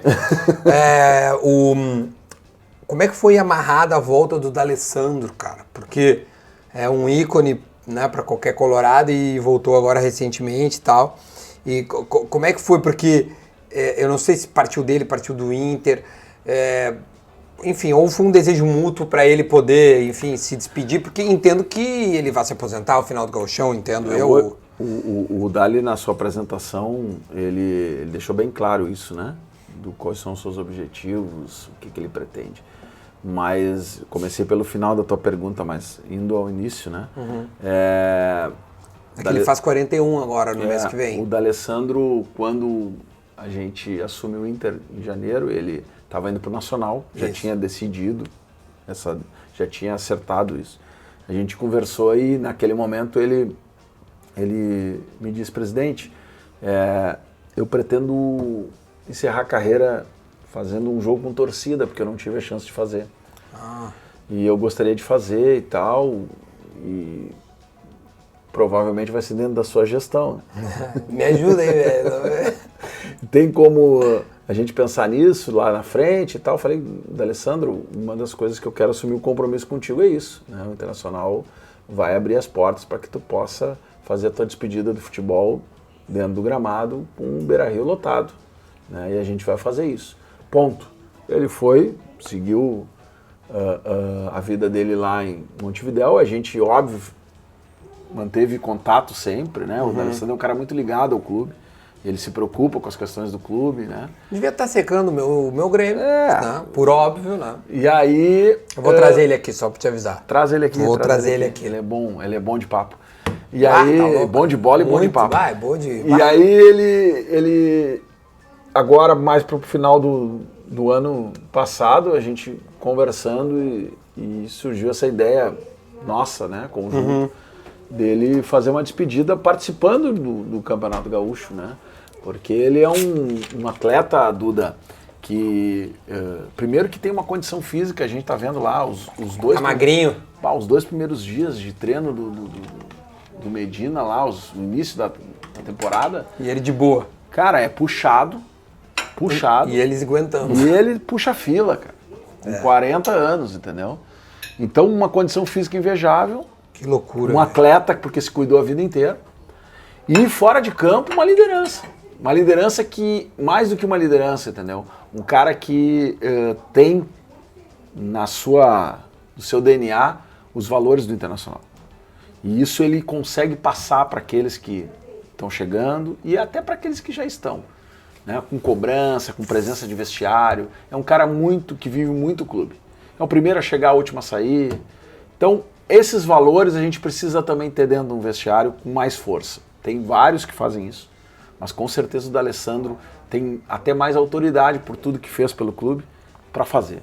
E a vinda dele vem para somar nesse aspecto. E a gente topou esse projeto, né? Um projeto de 4 meses, projeto que tem data para iniciar e data para terminar, né? E vai fazer com que o D'Alessandro nos ajude a retomar essa condição de Campeonato Gaúcho. É esse o projeto, é esse o desafio. A gente sabe que é difícil, tem maior... Hoje mesmo eu falava com algumas pessoas e na representação do D'Alessandro eu falei também que a gente tem um respeito enorme pelos nossos adversários, né? E principalmente pelo rival, que sempre é o adversário, né? Junto agora com o Juventude, enfim, que tem disputado maiores campeonatos. A gente tem o respeito, mas a gente quer entrar nesse campeonato para ganhar e a gente entende para homenagear. O D'Alessandro vai ajudar muito nessa caminhada. Então, o fator D'Alessandro é uma coisa interessante para esse gauchão, porque ele se aposentar sendo campeão, seria para ele, sem dúvida nenhuma, a melhor despedida possível. A gente não sabe, né, o que vai ser o desfecho dessa história, mas a gente tem que trabalhar com objetivos e com resultados. E para nós esse é o resultado que a gente espera, né, Duda? Agora, o D'Alessandro tem muito isso, né? Ele é um cara irresignado com empate, né? Quanto mais com derrota. Então ele é um cara muito que persegue muito esse fator vitória e cobra dos seus companheiros, né? E o Inter tendo cada vez mais jogadores, e tem outros também, enfim, esse é o espírito que a gente quer, né? O espírito da comissão técnica também é esse, buscar títulos, buscar vitórias, o espírito da direção e da torcida. A gente precisa agora trabalhar para terminar a montagem desse grupo de uma forma que ele dê mais equilíbrio para o modelo de jogo do treinador. Esse é um desafio que nós não abandonamos, estamos trabalhando. Chegar aí agora. Essa não é uma técnica porque eu não estudei, mas tu tá te perguntando e eu ia te perguntar. Mas as pessoas perguntam assim, vamos lá, as pessoas perguntam assim, mas o Internacional iniciou a sua temporada com 2 contratações e que dê a reformulação do elenco, né, que foi dita pela direção e por mim. A reformulação está acontecendo e vai acontecer. Agora, se a gente olhar, e aí eu converso contigo aqui também para falar para o torcedor, né? Não, tu tá lá nos acompanhando. Muito, sem dúvida. E é legal que tu tem um tempo para poder se a gente olhar os últimos 10, 11 anos, eu fiz um levantamento, né? Até posso me socorrer aqui por favor, do meu celular aqui. Eu fiz um levantamento de como que o Internacional começou as últimas temporadas, né? Em termos de número de contratação? Em termos de número de contratação. Deixa eu ver se eu acho aqui. Não, o que eu ia te... E aí eu vou dizer o seguinte, eu tô sem óculos, mas vamos lá. 2011, o Inter iniciou a temporada. Tá. Começou com nenhum jogador novo. 2012, campeão na América. 2012, um jogador, Dagoberto. 2013, nenhum jogador. 2014, 4 jogadores. Dida, Hernando, Wellington Paulista e Paulão. Que ano é esse? Desculpa. 2014. Tá. Eu digo assim, no dia que se reapresentaram. 2 dias depois chegou alguém. Tá. Mas no dia da reapresentação. Para ser dureza com o Alessandro. E nessa... Vamos lá. 2015, um jogador, o Léo. Tá. 2016, 2 jogadores. 3 jogadores. PC Magalhães, Fernando Bob e Fabinho. O ano que caiu esse. Né? 2017, 2 jogadores. Robertson e D'Alessandro. Depois veio Cuesta, veio o Edenilson. Não tô dizendo no dia que se representou. Sim. 2018, 5 jogadores. Gabriel Dias, Roger, Juan, Patrick e Dudu. Olha. Centroavante, o Roger. centroavante. 2019, 2 jogadores. Neilton e Guilherme Parede. Então, por que eu estou lendo isso? Não é... Não, mas é bom tu ter lido isso, é bom pra ti essa leitura. Não, é porque a exigência hoje de que nós tivéssemos 10, 12 jogadores no elenco já incorporados no primeiro dia de apresentação, no segundo dia.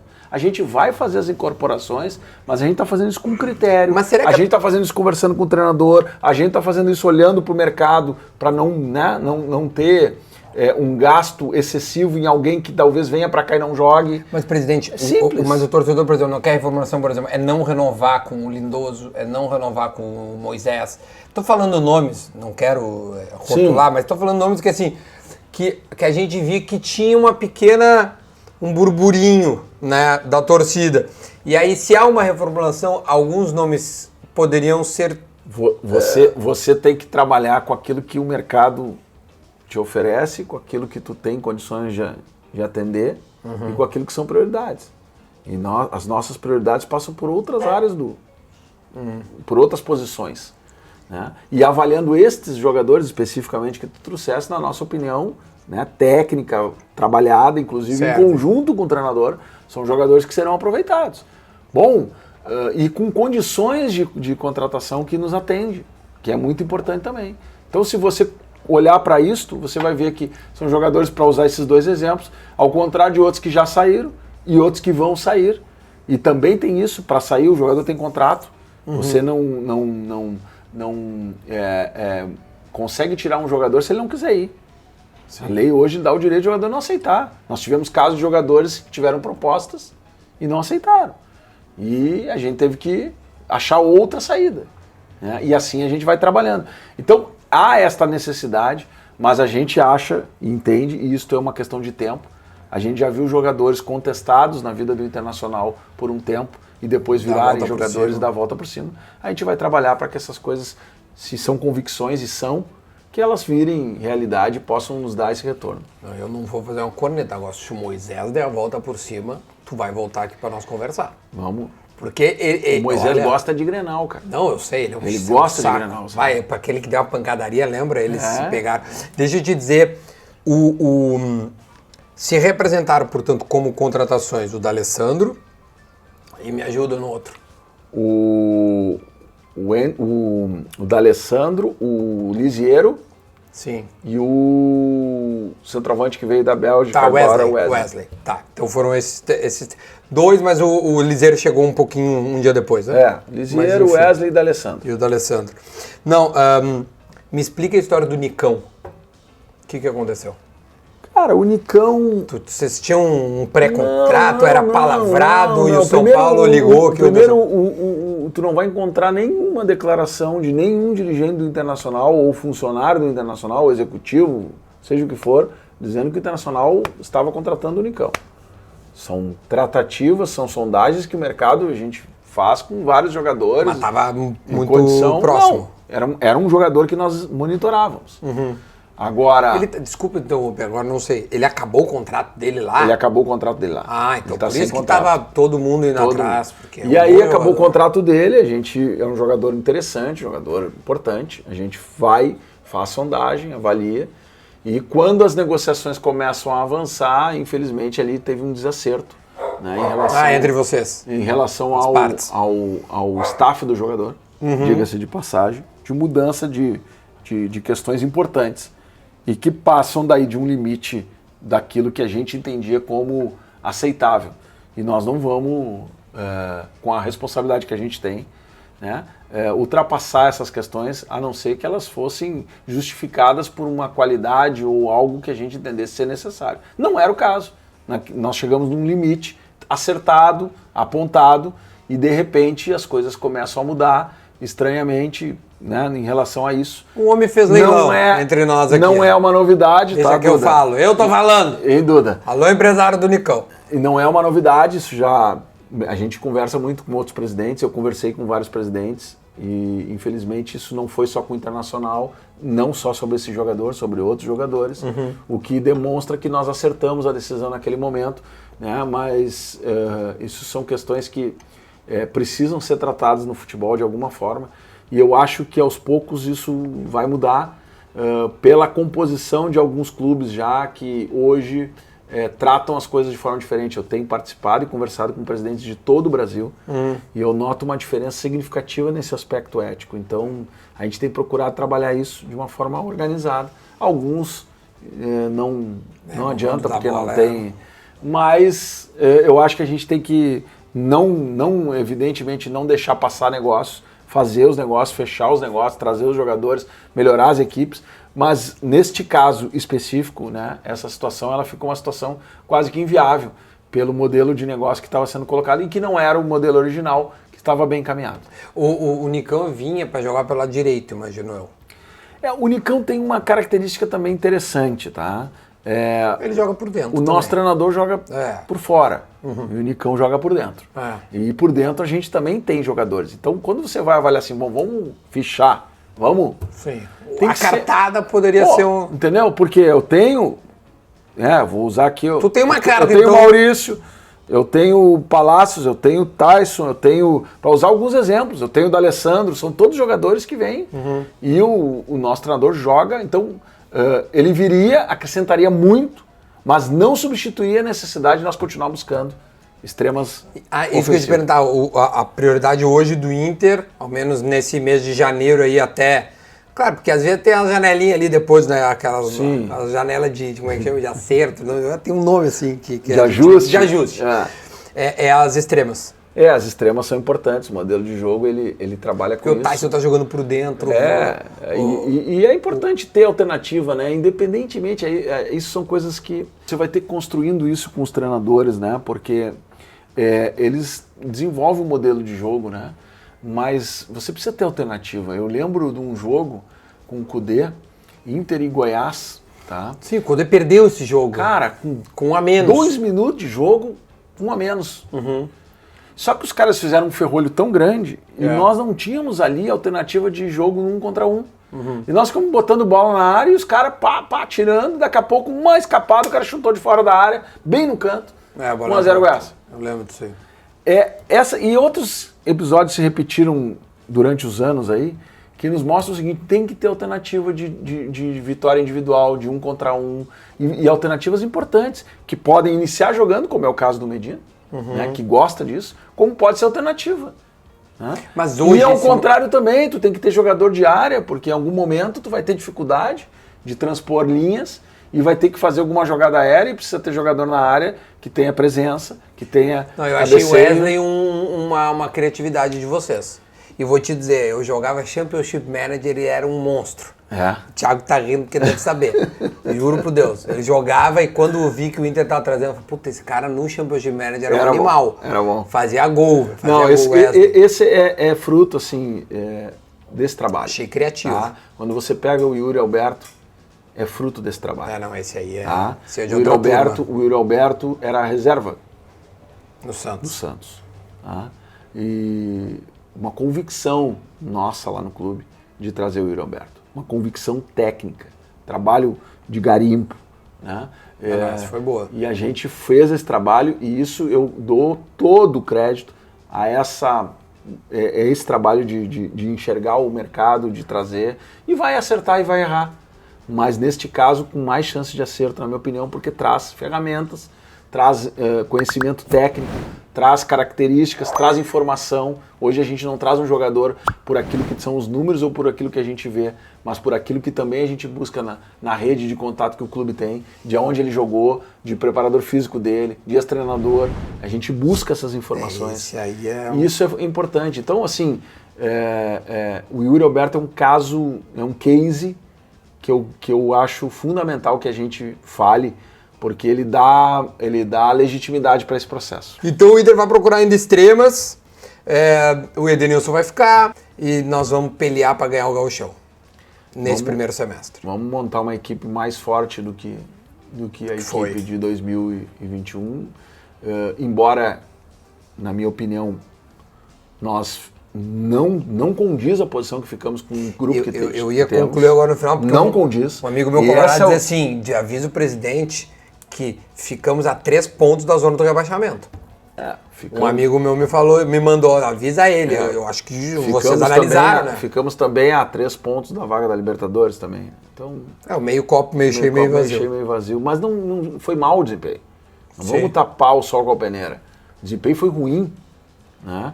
E foi ruim com uma condição que para nós ela é muito clara, Duda. Nós não tínhamos equipe para estar em 12º, nós tínhamos equipe para estar muito melhor na tabela. Com o orçamento que temos e com os jogadores que temos e com a comissão técnica que tínhamos. Então ali é necessário que a gente reconheça isso e melhore o desempenho da equipe de uma forma muito forte. E ainda mais, eu diria assim, reforçando a equipe, né? Trazendo jogadores que venham para ser titular num modelo de jogo diferente, mas que a gente acredita. Olha, eu estou muito satisfeito, estou muito contente. Presidente, não conheci o senhor pessoalmente, uma simpatia. Tu também veio da política, né, tia? Sim, eu já fiz um monte de coisa, já joguei bola, né? Tu jogasse bola. Joguei bola, mesmo. Contamos a história do Detran que tu nunca tinha contado pra ninguém. O cara olha pro meu tamanho hoje e não acredita, posição, né? que tu jogava? Eu jogava de meia direita. Meia direita. Joguei na base do Inter. Joguei até o juvenil. Tu é que ano, desculpa? Eu sou 71. Quem era a tua geração? Tem 2 jogadores que deram certo na vida, quer dizer, que era da tua geração ali. Geração, que foi eu não sei se tu vai lembrar, mas o Júlio César, que era lateral direito, depois jogou no Fluminense, jogou no Inter, e o Daniel Franco. O Daniel Franco é treinador esquerdo. Hoje. E tinha no meio-campo Moreno. Mas eu era de grupo. Sabe aquele jogador de grupo? Compunha o grupo. De vez em quando era relacionado, de vez em quando não era. Mas tu não foi profissional. Não, e aí ali eu cheguei à conclusão que não era pra mim a bola. Aí fui jogar futsal, aí joguei um tempo futsal, né? Joguei campeonato estadual, joguei campeonato citadino, joguei aqui em Porto Alegre vários times. Várzea não jogou, Gneu? Assim? Várzea direto, mas aí não deu certo. Né? E eu larguei a bola e quis o destino aí que hoje eu pudesse estar aqui falando contigo como presidente do clube. Mas virasse político nesse meio tempo. Na verdade, eu nunca fui político, né? Essa é uma outra lenda, né? Que se cria. Então, pelo amor de Deus, porque assim, quando o senhor foi, aí vinha os memezinhos do partido que tu é lá do PT. Aí, porque o cara é petista, não sei o quê. Isso. Vamos lá. Vai. Eu, em 1900 lá na época eu sou já com 50 anos, mas na época da abertura ali do país para a democracia, eu era um jovem. Né, com 17 anos e aquela coisa de estar indo para a faculdade e vivendo um momento de ebulição do país, a gente acaba se identificando com algumas causas de um mundo novo, diferente, mais justo, que é uns valores que são universais, essa coisa de ser valor de A, de B, de C. Quem é que não quer um mundo justo? Quem é que não quer um mundo melhor? E ali, óbvio que ali tinha expressões naquela época que transformavam esses valores em ideias, em projetos, em programas. E eu passei a acompanhar isso de forma mais presente, me filiei, participei, mas sempre de uma forma muito... Eu fui fazer a minha faculdade, eu iniciei fazendo Química Industrial, né? Eu estudei no Colégio da Brigada, eu fui quase brigadiano, quase entrei como oficial da Brigada, na última hora lá, acabei optando por uma carreira civil. Fiz Química Industrial 3 anos, quase me formei, tive que interromper, porque a URGS não tinha aula à noite naquela época de Química, e eu tive que começar a trabalhar por questões, enfim, particulares de vida. Tive que, como diz, eu tive que me virar, não tinha como me sustentar. Acabei trancando, e aí fui para uma área totalmente diferente, fui trabalhar numa empresa multinacional, e aí me levou para a administração. Né? Eu fiz o curso de administração, larguei o curso de Química, quase me formando ainda. Me formei em administração e... URGS. E aí, não, me formei em Química, quase me formei na URGS e fui pra FAPA, que era quem tinha curso de noite naquele tempo. Ah, tá, daí tu Porque pôde eu tinha que conciliar. estudar de noite. Sim, precisava conciliar. Não tinha como estudar de dia. Eu era as particulares e as públicas eram quase todas aulas de dia só. E ali eu me formei e trabalhava numa multinacional e a minha filha nasceu, em 97 mais ou menos. E a minha filha é pequena, né? E eu viajava muito, eu trabalhava numa empresa que atendia o estado inteiro, então eu vivia na estrada, no Rio Grande do Sul inteiro. E aquilo, cara, começou a me fazer mal, porque eu não estava vendo a minha filha crescer, não estava vendo a minha filha... Eu saía de casa no domingo de tarde e voltava na sexta de noite. E eu fui convidado daí sim, na época a prefeitura de Porto Alegre era do PT. Raul Ponte, acho. Raul, Olívio, não me lembro quem era o prefeito. E eu fui convidado para trabalhar lá, como técnico, e trabalhei, montei vários projetos na área ambiental, que foi a minha formação, fiz gestão ambiental, trabalhei ali, e ali fui tendo relação com as pessoas do meio político. Mas a minha trajetória foi quase sempre de assessoramento técnico.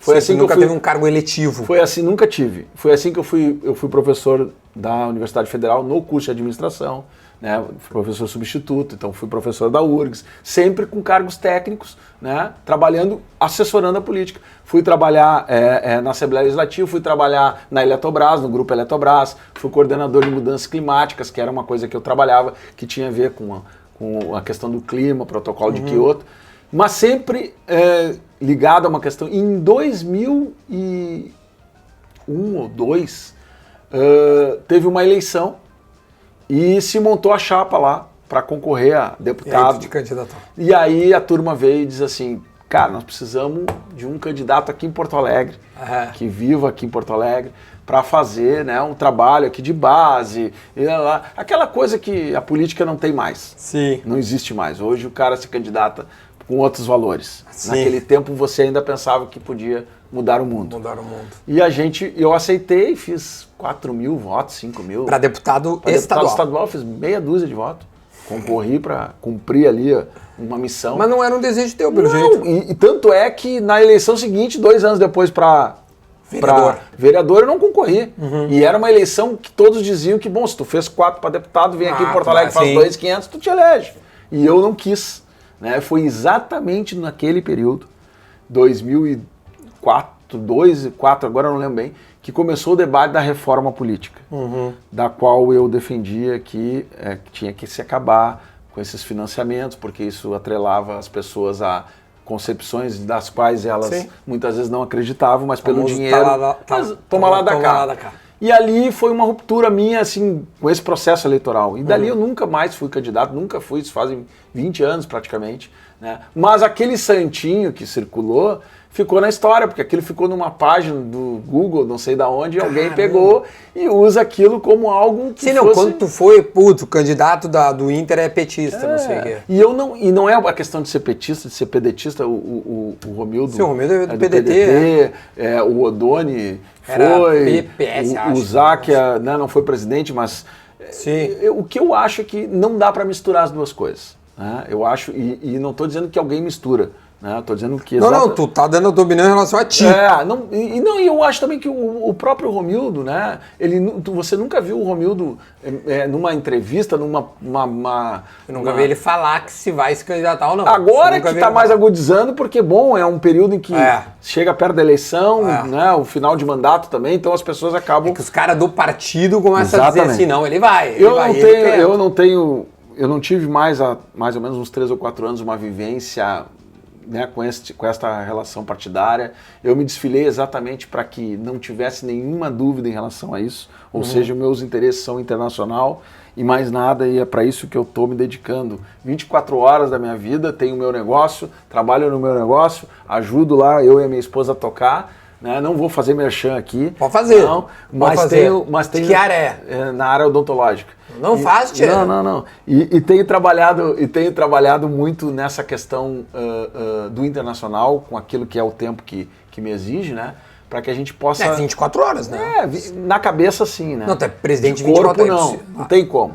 Né? Na cabeça é 24 horas. Eu acho que eu não consigo. Mas eu não estou 24 horas no clube. É sim, sim. Não, mas o WhatsApp, isso aqui faz ser presidente 24 horas. Não, você sai na rua e vai, não tem outra função.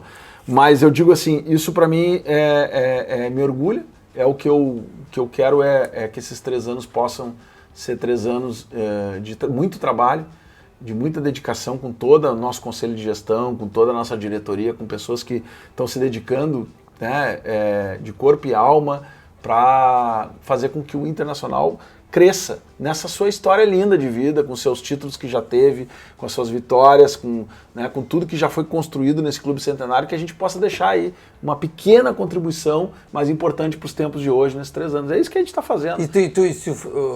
O Romildo foi reeleito por aclamação. O senhor seria reeleito. Se candidataria, eu sei que no Inter é diferente, né? Não, lá tem uma eleição. A tua eleição foi a maior, né? Foram 29 mil votos. 29 mil votos, 2/3 dos votos, uma eleição... Fez 12 mil, né? De 2 turnos. Isso. Né? Uma eleição de 2 turnos. O primeiro turno é no conselho, então são às vezes 3, 4, 5 candidatos. Aí passa e o 2. conselho passa 2, aí vai para o associado, são 120 mil sócios aptos a votar. Né? E se repete agora mudou o estatuto a cada 3 anos. É uma eleição. Mas eu digo, tu pode tem direito a uma reeleição. Uma reeleição, interessa. Mas eu sinceramente tenho falado isso para todo mundo lá. Futebol é resultado. Isso é. E a gente precisa trabalhar com esse foco. Se você trabalhar com outro foco, o mais importante não vem, que é o resultado. Então o nosso foco tem que ser resultado. Tendo resultado, a gente conversa sobre outras coisas. Não tendo resultado, nem que se você queira que você tenha, não vai funcionar. E mesmo tendo resultados, é um momento que o sujeito tem que estar muito disponível para que só imagina. Enfrentar. Eu digo isso não é para assustar nenhum pretendente novo, mas para fazer um testemunho aqui, né, do quanto isso é prazeroso, mas é também... mas o Denis Abrão veio aqui, tu não tem noção do que é ser vice de futebol de um clube do tamanho do Grêmio. Imagina um presidente de Grêmio Inter. Não, é loucura. Primeiro que é uma responsabilidade gigante, porque você está lidando com paixão, né, com um negócio... 8 milhões de pessoas. E aí tudo te preocupa, né? Tudo te preocupa, os detalhes te preocupam, não é uma questão só... Pelo menos comigo está acontecendo assim, pode ser que quando eu tiver mais tempo de gestão comece a mudar um pouco isso, mas hoje a minha preocupação também é com os detalhes, porque os detalhes fazem diferença. Uma pequena postagem, às vezes, numa rede social que tu gera todo um... o episódio mais que eu passei... A estrelinha? Pô, cara, a sorte minha é que a Adidas assumiu, né? Sorte não, mas a verdade. Sim, né? sorte eu digo porque era isso. Tranquilo depois. A Adidas assumiu... o conselho de gestão do qual eu faço parte, né, nunca tinha sido consultado daquela campanha. Eu acho interessante porque eu vejo, esses dias eu vi uma foto da Leila, do Palmeiras lá, sim. Ela com uma camisa verde, bonita lá, símbolo do Palmeiras, e uma mega estrela vermelha em cima. E ninguém falou nada. Não. Então, sabe, essas coisas, quantas vezes nós vimos as estrelas que fazem parte da história do Internacional, dos seus títulos, tricampeonato brasileiro, né? O Inter antigamente eram 4 amarelinhas, depois, né? Depois 4 com a Copa do Brasil. Isso, não, 3 brasileiros, uma da Copa do Brasil, isso, né? Aí depois mudou, o símbolo girou. Com o louro do Campeonato Invicto. Isso sempre fez parte da história do Inter, e a Adidas foi transformar o título mundial numa estrela. Não, isso foi uma avaliação equivocada daqueles que achavam que isso era importante.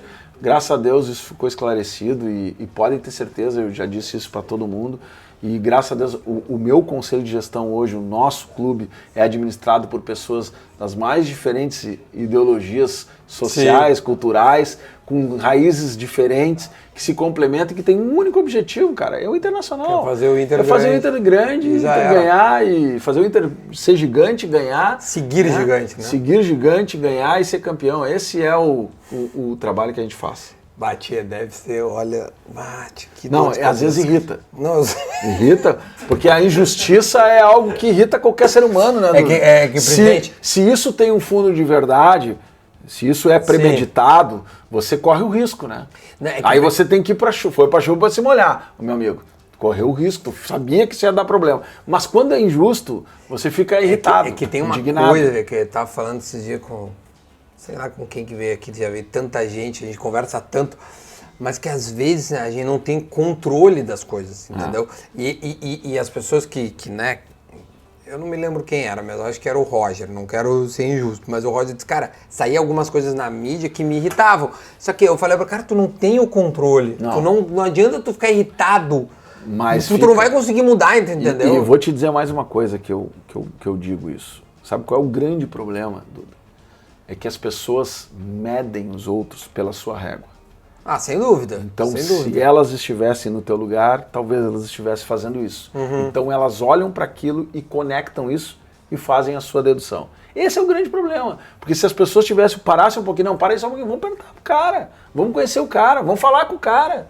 E hoje a rede social não te conhece.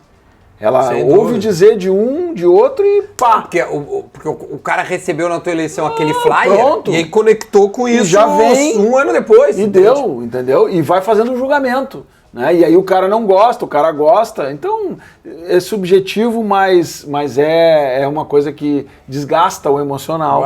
E que você tem que estar preparado para enfrentar. Eu tenho coceiras de tanto estresse. Eu tô passando por uma dermatite atômica. Me abri aqui o pessoal. Tá, olha aqui, presidente, muito obrigado de coração, tá? Fiquei muito contente mesmo. Obrigado por aceitar o convite. Obrigado ao Thiago, né, que fez me conectou. E eu vou desejar boa sorte por mera educação. Porque no gauchão tem que dar nós. Não. No gauchão tem que dar nós. Série A pode dar vocês, porque nós Série B vai dar. Nós precisamos retomar esse título e, claro, sabemos que vai ser muito difícil. Vai ser muito, olha, vai ser o gauchão mais legal dos últimos anos. Vai ser um campeonato pegado, vai ser um campeonato pegado. A gente precisa estar afiado para isso. É início de temporada, é verdade, mas para todo mundo. Quer dizer, não tem início de temporada para todo mundo.